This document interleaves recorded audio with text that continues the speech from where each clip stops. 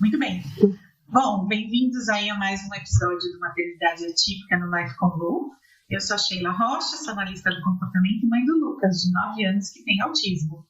E nesse canal nós conversamos sobre várias coisas e contamos muitas histórias de mães atípicas que também passam pelas mesmas dificuldades, as mesmas situações, né? Independente de onde estejam. E hoje eu vou conversar com a Nathalie, e ela é portuguesa, na verdade, né? E mora na Ilha dos Açores, em Ponta Delgada. Então, a Nathalie vai contar um pouco a experiência que ela tem com o filho dela e as capacitações que a Nathalie tem em Sunrise, que ajudaram, né? Que ainda ajudam o seu filho no tratamento do autismo. Tá certo? Nathalie, muito obrigada por ter aceitado o nosso convite e muito obrigada por estar aqui, né? E espero que a gente possa ter uma boa conversa que possa ajudar muitas outras mães também, né?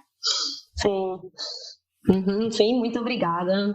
É com muito gosto que eu estou aqui e gosto sempre de partilhar e ouvir partilhar exatamente porque nos ajudamos umas nas outras, não é? É bem isso mesmo. Eu queria que você falasse um pouco da sua história, do seu filho, né? Quantos anos ele tem, qual é a situação dele hoje em relação ao autismo, como foi esse processo? Sim, só uma pequena correção, eu não sou portuguesa, eu sou alemã.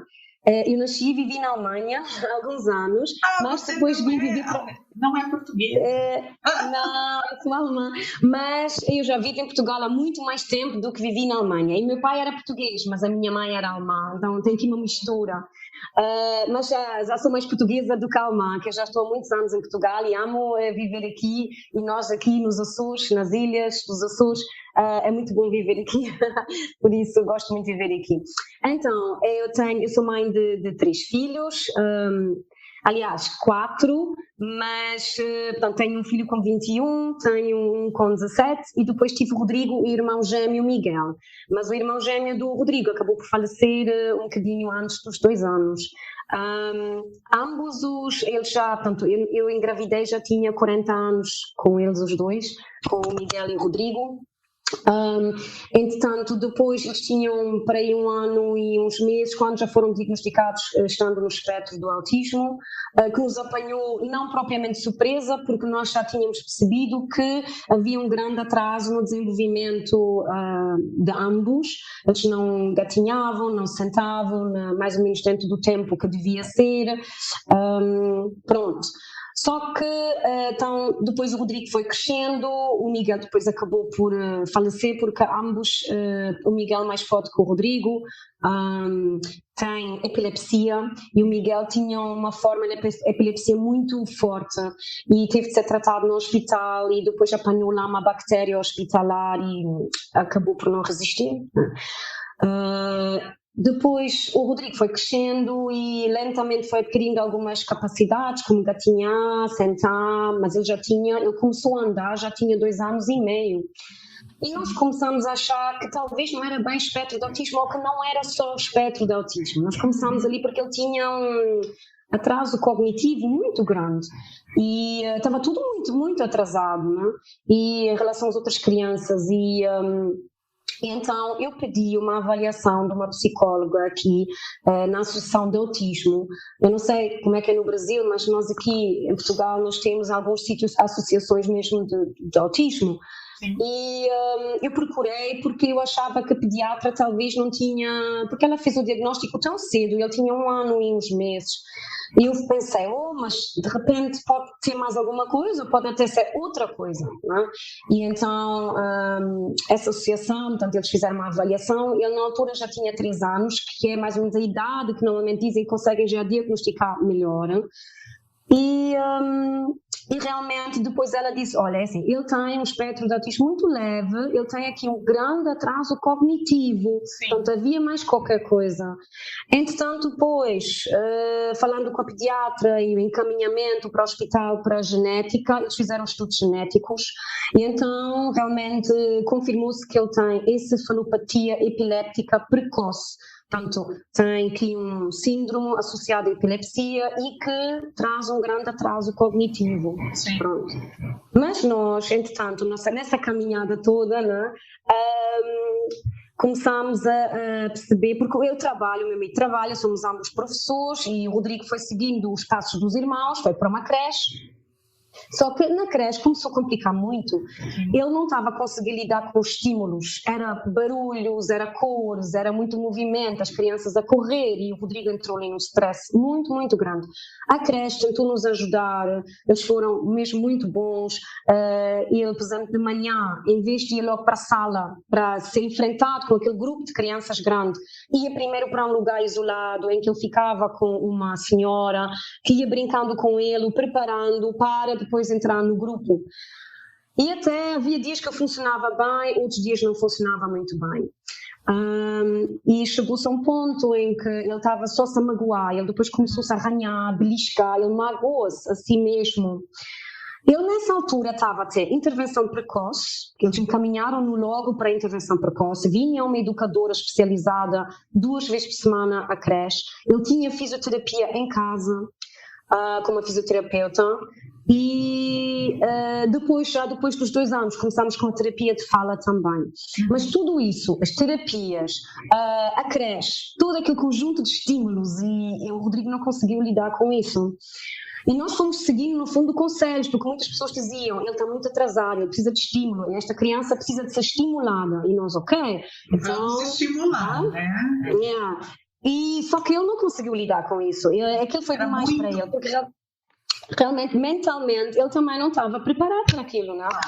Então, o que é que nós começamos a procurar alternativas? O que é que a gente faz? O que é que vamos fazer? Porque ele tinha mesmo feridas no pescoço. Ele tinha as pernas cheias de feridas, cheias de nódoas negras, e o meu marido até dizia, ainda vão dizer que a gente está a maltratar o Rodrigo, mas na creche elas viam aquilo, ele qualquer coisa, mal no pescoço, belisca, arranha, era incrível. E nós segurávamos as mãos, Rodrigo, tem calma, mas ele, qualquer coisa, e hoje ainda ele tem esse instinto, mas está muito mais controlado. Então procuramos alternativas e encontramos o Sunrise. E o Sunrise para nós na altura foi, eu acho que nós ficámos mesmo, começámos a ver, achámos um bocadinho caro, porque a gente tinha de ir para a América, tínhamos de deslocar, viagem, pagar todo o custo. E só para explicar que esse Sunrise que você encontrou é para você se capacitar para trabalhar com seu filho. Sim, né? Sim. Não era uma terapia, uma coisa que você levava a ele, você que tinha que fazer esse papel, né? Sim, porque eles aceitam também que outras pessoas, seja tios ou tias ou até educadores que queiram aprender, também aceitam pessoas assim no curso, mas eles dão preferência aos pais. Os pais têm de saber, e depois aí, claro, existe uma dedicação grande da nossa parte, né? E então, mas pronto, fizemos o curso, o meu marido e eu conseguimos juntar dinheiro para ir lá, e fizemos o curso. O Rodrigo e os irmãos ficaram com a minha sogra, que não vive aqui, ela veio de propósito do continente para ficar aqui com eles. Foi uma grande articulação de pessoas. Foi mesmo, mas eu gostei muito do curso. Nós só fizemos o Start-up, que é a primeira fase, depois tem outras fases a seguir, mas financeiramente e mesmo profissionalmente para nós estava um bocadinho complicado a gente seguir, mas eu gostei muito mesmo, e aconselho quem puder fazer, é muito bom mesmo. Eu não sei como é que é hoje em dia, perdi um bocadinho o contacto agora com a equipa do Sunrise, mas eles capacitam os pais, primeiro lugar, eles trabalham muito a mente dos pais, a perceber que essa criança precisa de ser amada, que precisa de ser vista como ela é e a ser aceita como ela é, não querer fazer dela outra coisa. E isso foi mesmo muito bom. E eu, quando cheguei do curso, começámos logo a pôr aqui as mãos na massa, transformámos o quarto do Rodrigo num playroom, como eles dizem, né? O quarto específico com as coisas que eles aconselham, como é que deve ser, o espelho, o chão mais fofinho, os brinquedos fora do alcance, para a criança comunicar, para pedir. Então fizemos tudo isso e foi um tempo muito bom, foi muito trabalhoso. Eu deixei de trabalhar 2 anos, aqui em Portugal nós tínhamos um apoio, um subsídio para pais com crianças com deficiência. Então eu pedi, eles não pagam o ordenado todo, mas pagam uma parte, e a gente conseguiu se orientar, e fiquei quase 2 anos com ele em casa. Fiquei 2 anos, familiares e amigos que queriam ser voluntários, porque a criança depois é estimulada, mas de uma forma mais calma, diferente das terapias tradicionais, digamos assim. E com bastante relação com o pai Sim, e a isso é mãe. que foi tão bom, sim. Eu comecei a ter um relacionamento tão engraçado com o Rodrigo que eu antes não tinha. Não tinha. E não porque eu estava muito preocupada em tratar, mas eu não tinha estabelecido ainda um relacionamento íntimo com ele, digamos Sim, assim, porque ele não fala, o Rodrigo não é verbal, é não verbal. Então tudo isso levava-me a funcionar, mas não tinha estabelecido realmente uma ligação mais íntima, mais de emoções, e então o Sunrise deu-me isso, a brincar, a rir, a fazer, a gente fez imensas coisas, trepar para cima de objetos, criámos uma escada para ele subir e descer, fizemos um pequeno escorrega para o quarto, então foi mesmo brincar com ele o máximo, divertir-me com ele, e eu gostei muito, foi um tempo muito bom. E conhecer ele, né? Sim, conhecer ele foi mesmo. Conhecer ele e você ver o que faz ele feliz, o que isso mesmo. Ele por exemplo, sobrecarregado, né? Eu falo que, Sim. eu sempre falo que o papel dos pais com as crianças atípicas é fundamental. Nós somos as pessoas que temos que conhecer os nossos filhos. Então, estabelecer essa relação profunda com os nossos filhos. O meu filho também agora ele é verbal, mas ele tem muita dificuldade de comunicação. Ele fala, mas são palavras, né? E eu consigo conhecer meu filho. E isso é importantíssimo, porque a gente conhece pelo olhar, a gente conhece pelo toque, a gente começa a ter uma relação, por mais difícil que ela seja. Muitas vezes, quando o Lucas era pequeno, por exemplo, eu achava que eu não teria uma relação com ele, porque ele não gostava de estar próximo, ele queria estar em outro lugar, eu não conseguia achar algo em comum que nós pudéssemos fazer. E quando eu também fiz o que você fez, né? Eu fiz uma imersão com ele, aí que eu consegui compreender as coisas da vida dele e o que nós poderíamos fazer juntos, né? E isso para a família toda, né, Nath? Não é só para a mãe. Sim, sem dúvida. Sim, eu acho que sim, porque realmente quando os pais realmente querem conhecer a criança e estão dispostos também a abdicar um bocadinho talvez da sua vida e entregar-se mais a esse menino, é muito proveitoso e acaba por beneficiar a família toda. Com certeza. E assim, você vê uma criança que sai de um ponto e ela se torna um indivíduo, ela se torna uma pessoa infeliz, né? Que eu acho que isso que nos incomoda muito, por exemplo, uma criança que está o tempo todo em terapia, tal, você vê aquela criança sobrecarregada, insatisfeita, aquela criança que não brinca, que não tem uma infância, né? E você vê ela perdendo aos poucos essa infância, e isso eu acho que é mais doloroso do que a deficiência em si. É ver uma criança que está perdendo a infância, está perdendo as oportunidades de brincar, de interagir, né, de ser feliz. Sim, concordo. Por caso, uma das coisas que eu hoje em dia às vezes comento com as pessoas é o Rodrigo na creche, as fotos, era sempre uma criança triste. E agora ele ri-se, ele acorda e está feliz, ele vem da escola e está feliz. Porquê? E também depois foi o desenvolvimento cognitivo dele, todo o nosso processo, ele foi crescendo, ele foi entendendo e hoje em dia ele vai feliz para as terapias, ele gosta de estar com os terapeutas, portanto fez uma diferença enorme. Antes era um sacrifício, ele chorava, ele magoava-se, ele não queria, portanto às vezes temos de parar, foi o que nós fizemos e fomos obrigados a fazer, né?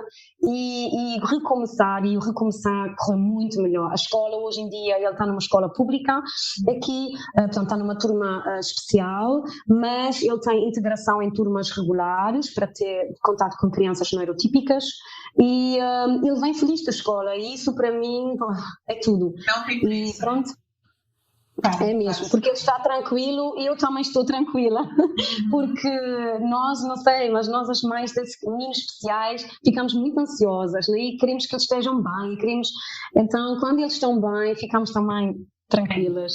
Eu acho que não existe uma mãe que esteja bem sendo que o filho não está. Essa mãe é muito difícil, né? Você vê o seu filho sofrendo e você conseguir estar bem, né?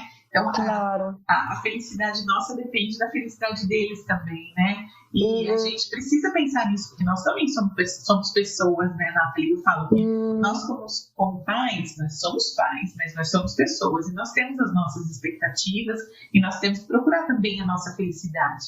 E para os pais, o filho estando bem, eu acho que já é meio caminho andado para a gente conseguir alcançar essa tranquilidade, essa felicidade, né? Nós precisamos disso, caso contrário fica muito difícil mesmo.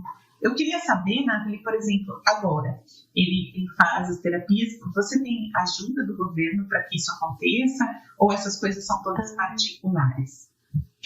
Aqui depende do ordenado de cada pessoa, o que é que a pessoa ganha se trabalha. Por exemplo, no nosso caso, quando o irmão ainda estava vivo, como eram 4 filhos, eles comparticipavam alguma parte, mas quando o Miguel morreu, eles retiraram-nos o apoio, porque os nossos ordenados já ultrapassavam aquilo que eles aceitavam para ter apoio. Portanto, mas há famílias que têm. Há famílias, por exemplo, o Rodrigo tem uma bolseira, que só existe aqui nos Açores, no continente de Portugal, por exemplo, não existe. A bolseira é o quê? É uma pessoa que se vai buscar, ou que pode ser da família, que acompanha a criança durante o dia na escola, que muda, por exemplo, a fralda, que ajuda a dar a comida, que ajuda a fazer as tarefas, que entra com a criança na escola e sai com a criança na escola. Portanto, ele tem uma bolseira. E isso também aqui, mas isso é mesmo específico Açores, neste caso. No continente de Portugal não existe. Mas a segurança social, como nós chamamos aqui, ela, conforme os ordenados das pessoas, depois dá apoio. Por exemplo, eu sei de famílias que têm todas as terapias pagas, até o transporte, até a terapia, se for necessário. No nosso caso, não, mas eu também não quis transporte. Por acaso, o Rodrigo podia ter transporte, mas eu não. Eu disse, não, eu vou levá-lo à escola, eu vou buscá-lo à escola, meu marido e eu tentamos sempre organizar-nos de forma de nós estarmos presentes na vida dele, e eu levo as terapias, e então tenho feito esforço, é uma sobrecarga, é verdade, mas durmo muito pouco, porque sou professora e tenho que trabalhar à noite, porque durante o dia estou cuidando das aulas, dos outros meninos e estou cuidando do Rodrigo, mas tenho conseguido fazer, graças a Deus, tenho conseguido aconselhar, e o meu marido também está presente e também ajuda e vai buscar e leva, e então temos feito assim nos últimos anos e esperemos continuar ainda assim até ele estar maiorzinho. Ele agora tem 9 anos, mas sim, existe transporte pago pelo governo, se a família precisar, eles apoiam. E, por exemplo, na escola, ele tem, você falou que está numa escola especial, ou uma turma especial dentro de uma escola. É uma turma especial dentro de uma escola normal. Regular. Então, ele tem momentos tanto nessa sala especial quanto nas salas regulares. Isso mesmo. Portanto, eles ficam inscritos numa turma regular. No entanto, amanhã é toda passada numa sala à parte, em que eles estão com uma professora de educação especial, que vai fazendo alguns trabalhos conforme as necessidades. E depois, normalmente depois do almoço, eles também vão ao intervalo com os outros meninos. Se a criança conseguir comer na cantina, se conseguir aceitar aquele barulho, conseguir lidar com o barulho, eles comem na cantina também. Se não, por exemplo, no caso do Rodrigo, ele come na sala. E depois eles costumam ir para a turma regular algum tempo. A professora depois adapta um bocadinho as atividades a eles. Por exemplo, o Rodrigo pinta só com ajuda. Por exemplo, no outro dia acho que eles estavam a pintar alguma coisa e ele não queria mesmo nada. Então a professora da outra sala, a professora normal, digamos da turma normal, chamou e disse, olha, vamos ver aqui umas músicas no computador. Pronto, eles adaptam-se depois às necessidades da criança. É individualizado, é individual. Sim, tentam individualizar ao máximo. Eu sei que isso não é fácil, mas eles tentam. E daí a bolseira é importante, porque a bolseira depois pode dar um apoio à professora. Se a professora disser, olha, agora ele vai pintar isto, ou vai colar isto, ela depois está ali ao lado. Junto para auxiliar. Isso, é isso mesmo. Então ela na verdade, ela é uma acompanhante terapêutica, o que a gente fala. Sim. Uma agente terapêutica ou uma acompanhante especializada, alguma coisa nesse sentido. Sim. E existe, e daí todas as crianças que estão no espectro ou têm outras múltiplas deficiências têm esse tipo de apoio nas escolas públicas. É assim, os pais é que têm que pedir. Sim. Isso funciona aqui assim, quando o Rodrigo foi matriculado, na altura, na pré, portanto nós chamamos pré, que é antes do primeiro ano, no pré-primário, aí ele não tinha, eu não sabia. A escola, então, começou-se a perceber que ele realmente precisava de muito apoio, eu também ia falando, eu pedi reunião, a professora até reuniu comigo antes, e então percebemos que precisava ter uma técnica na sala. A escola, na altura, dedicou uma funcionária, mas a funcionária depois não conseguia ficar o tempo todo com o Rodrigo, ela precisava de apoio a outras crianças também. Então eu comecei a perceber, espera aí, isto aqui vai ser complicado. Eu, na altura, ainda não estava a trabalhar o tempo todo, então eu ia buscá-lo mais cedo, exatamente para ele almoçar em casa, porque não tinha ninguém para lhe dar almoço. Então eu fui buscá-lo mais cedo. Pronto, então nós contactámos aqui as entidades para saber como é que se podia resolver isso. Então eles disseram, tem que pedir uma bolseira. Portanto, é o pai ou a mãe que pede na escola, a escola encaminha para a Ministério de Educação, o Ministério de Educação depois vai ver os processos das crianças, porque eles também querem ver se a criança realmente necessita, e quando veem que sim, eles encaminham então para o centro de emprego, e essa pessoa, a bolseira, tem que estar no centro de desemprego, tem que ser uma pessoa desempregada, não pode estar a trabalhar. Então aí essa pessoa depois é requisitada para essa função. Funciona assim. E outra coisa que eu tenho curiosidade, Nathalie, que eu não conheço, assim, eu conheço do que eu já li a respeito do Sunrise, e algumas palestras do Ron Kaufman, que é o porta-voz, né, que foi, na verdade, tudo começou, eu acredito, por causa dele, né? Pois é. E eu conheço muito pouco, assim, sobre o Sunrise. Mas eu queria que você, assim, tentasse explicar mais ou menos como funciona a dinâmica no dia a dia do Sunrise, assim, para a gente poder entender.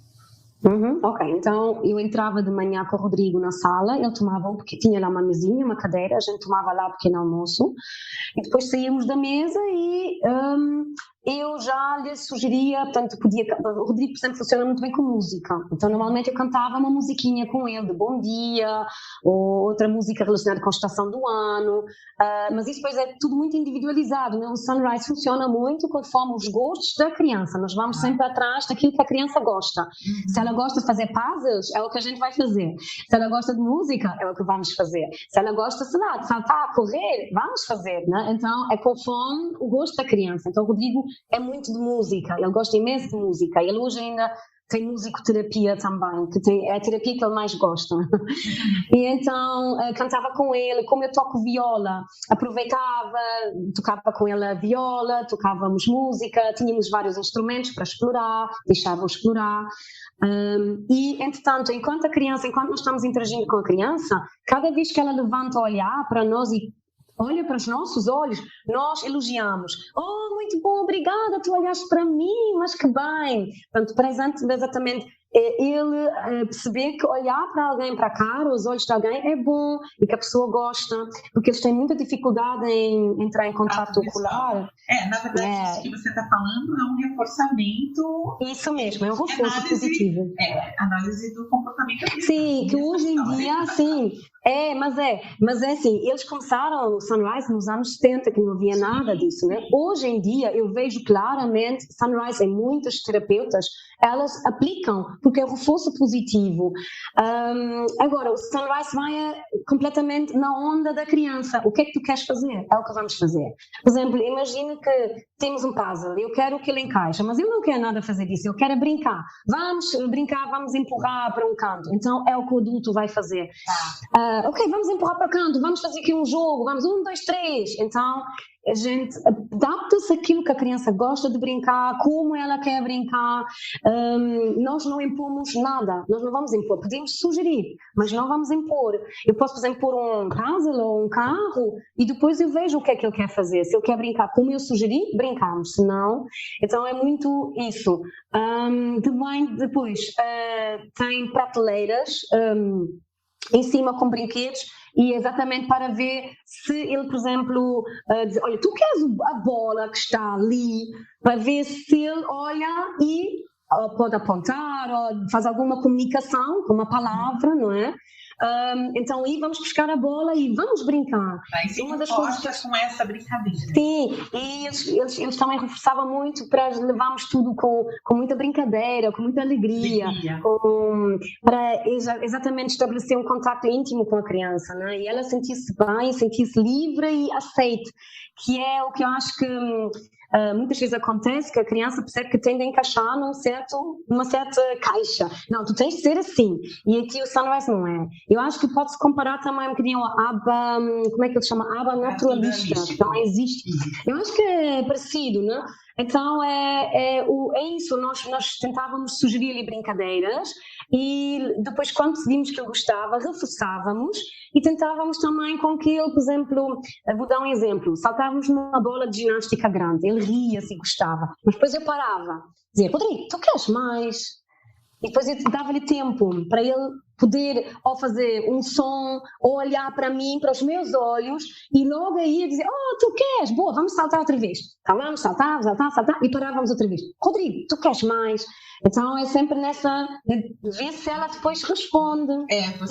Você estimula e aí você espera a resposta da criança. Isso mesmo. E reforça essa resposta novamente. Sim. É isso mesmo. É uma aba naturalística com menos estrutura, né? Mas feito num ambiente controlado. Isso controlado. Eu acho que o Sunrise, né? É um ambiente fechado, então a criança ela tem aqueles estímulos para trabalhar. Ela não vai sair correndo para outro lugar, ela não vai ter o foco dessa atividade que está sendo desenvolvida, né? Isso, e por exemplo, uma coisa que as pessoas ficavam a estranhar muito e muitas vezes comentavam comigo, mas vocês ficam o dia todo com ele no quarto? Ele não sai do quarto? Não, fica todo o dia ali. Só o jantar, por causa, ele saía, mas havia pais, eu percebi-me no curso que havia pais que ficavam até ele dormir. Que eles aconselhavam até 8 horas diárias lá dentro do quarto. É um protocolo de 40 horas de aba. Isso mesmo, tal e qual.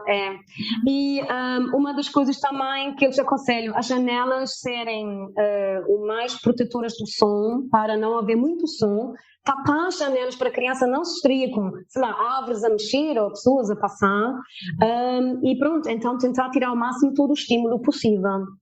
E estimular de maneira adequada. Né? Para ele poder se concentrar na pessoa, é exatamente isso. Se concentrar no indivíduo, muito legal.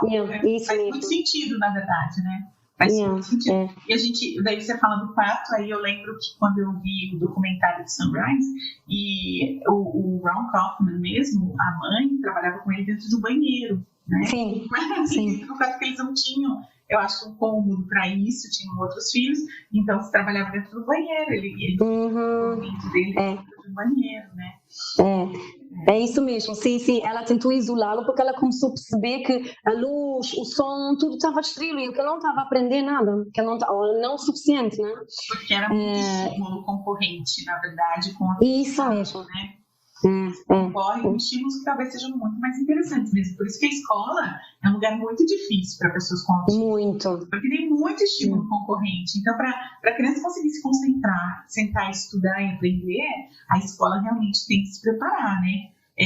Uma das coisas que eu percebi, a gente teve a época da pandemia, né? E o Lucas ficou 2 anos em casa, tendo aulas online. E ele é uma criança que sempre foi à escola, né? Sempre participou.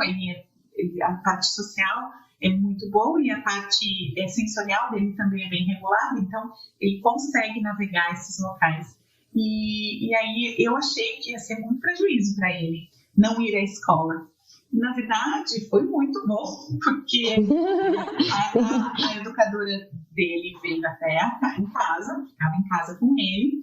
E nesses 2 anos, 1 ano, na verdade, nós conseguimos alfabetizá-lo, porque até então a gente não conseguia na escola de jeito nenhum, porque era muito estímulo, a coisa era muito complicada para ele conseguir aprender. Então a gente conseguiu alfabetizar ele no primeiro ano da pandemia em casa, porque a gente desligava o som, deixava só o vídeo da aula, das aulas que não precisavam, por exemplo, artes, outras aulas, história, que eram conteúdos muito abstratos, e a gente focava só na alfabetização. E ele conseguia se concentrar, porque ele estava sozinho, no ambiente controlado, e até eu cheguei a sugerir para a escola, depois, na volta, que alguns momentos ele fosse retirado de sala de aula, porque tem algumas coisas que na sala de aula ele não consegue, são crianças brincando, as crianças se movimentam, as coisas caem da carteira, ele se regula né? Eu falei, mas aqui a escola é bem rígida nessa situação, né? Porque o sistema de inclusão aqui no Brasil exige que a criança esteja em sala de aula.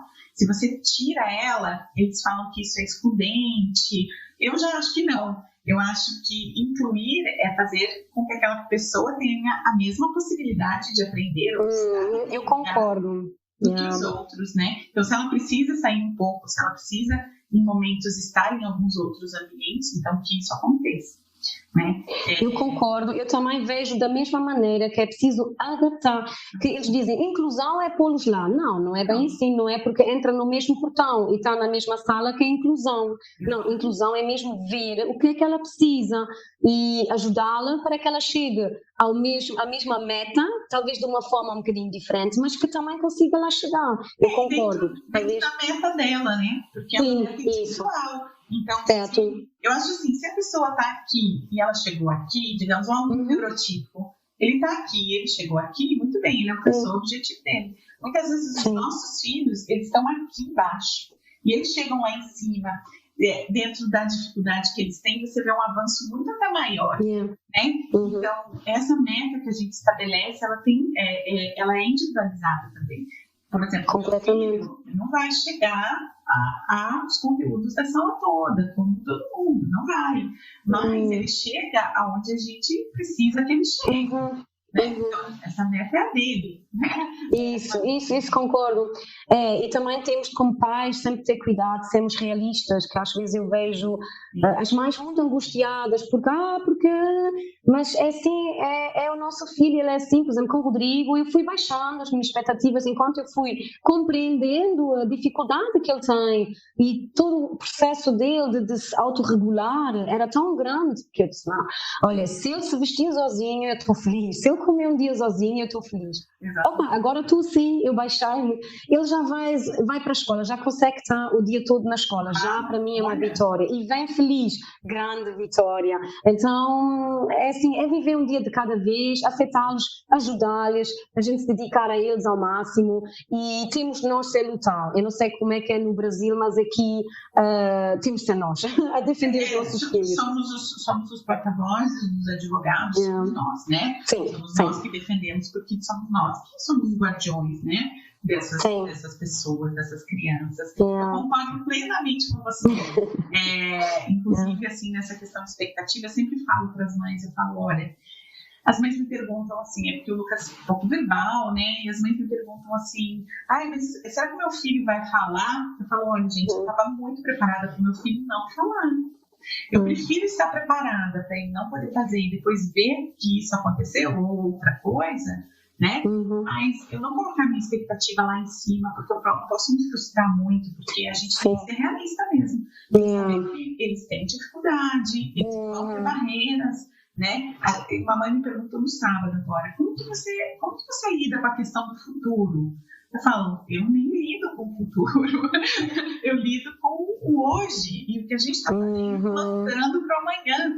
Agora, o resultado disso, se eu for me angustiar, que o meu filho vai ficar comigo para sempre, muito provavelmente vai. E eu falei, mas isso não te estressa? Eu falei, nem um pouco, eu estou preparada para ser mãe para sempre do Lucas, né? Eu acho que é uma coisa assim que a gente vai aprendendo também, né, Nath? A gente vai aprendendo a medir essas expectativas, a ser realista e a ver o prazer das pequenas coisas também, né? Das pequenas conquistas, né? Elas são tão importantes para nós, né? Sim, é isso mesmo, eu concordo também. Eu acho que temos de viver um dia de cada vez e gozar a presença deles, gozar que eles estão connosco e pronto, e simplesmente viver com eles cada dia e pronto, eu acho que é isso. E depois há de se ver a caminhada de cada um, né? Uns vão talvez chegar mais longe, uns não vão ter tanto. Eu estou preparada a ficar com o Rodrigo até Deus me tirar aqui desta terra. E depois, mas claro, às vezes eu penso, obviamente que não penso, né? Mas eu agora já não, antes angustiava-me muito com isso. Agora não vou gozar a presença do Rodrigo na minha vida, que agora estamos juntos, podemos ser felizes aqui juntos, brincar juntos. Às vezes ele vem depois da escola, às vezes quero ler com ele um livro, assim, eu quero dormir. Pronto, então vais dormir primeiro. Então ele acordar, queres ver um livro, queres brincar? Pronto, e depois ele escolhe e a gente brinca um bocadinho, estamos juntos, abraços e beijinhos e não há nada melhor. É assim, é isso. Vamos levar assim. eu super te agradeço pela sua história. Sua história é muito bonita, por sinal. A história da sua maternidade, de todas as dificuldades, e ver você uma pessoa positiva, uma pessoa que foi, que lutou, que se capacitou, que correu atrás para ser feliz, né? Para ser feliz com tudo isso. E isso é que importa, na verdade, né? No fim das contas, o que nos importa é ver o nosso filho feliz. No fim das contas, esse é o objetivo maior. Então, eu te agradeço muito. Espero que a gente continue em contato, porque eu gostei muito de conhecer você e conhecer. Igualmente, obrigada. E te agradeço de novo, tá bom? Ok, obrigada. Gostei muito também de estar aqui no programa. Obrigada. Bom, muito obrigada. Então, olha, um ótimo dia, uma boa semana. Um bom restinho de dia aí, porque vocês estão um pouco na frente da gente, né? Um bocadinho, vamos para a hora do almoço agora. Muito obrigada, viu, Nathalie? Até a próxima. Até a próxima, então. Obrigada. Obrigada, Tchau, adeus. beijinhos. Beijinhos, adeus.